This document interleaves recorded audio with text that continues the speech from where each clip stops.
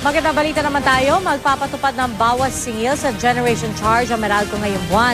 Ibabalik din nila ang bayad ng mga consumer na napatawan ng dagdag singil noong Disyembre. Nakatutok si Julius Segovia.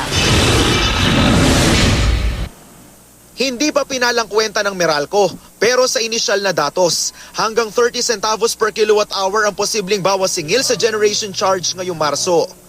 Sa mga kumukonsumo ng 200 kilowatt hour kada buwan, maaaring 60 pesos ang bawas singil, 90 pesos ang bawas kung aabot ng 300 kilowatt hour ang konsumo sa kuryente. Ngayong Lunes malalaman ang kabuuang bawas presyo. Isa sa uli na rin ng Meralco ngayong buwan, ang kabuuang 58 million pesos na sobrang singil sa may 37,000 customers. Sila kasi ang nagbayad ng December power rate hike na ipinahinto ng Korte Suprema. Hindi pa man nararamdaman ng mga consumers ang napipintong bawas singil ngayong Marso. Nagbabala na ang Meralco sa mas mataas na konsumo ng kuryente ngayong tag-init.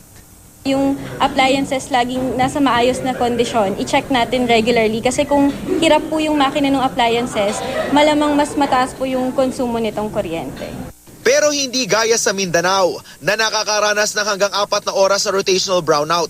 Wala raw pangamba ng power supply disruption dito sa Luzon kung walang plantang papalya.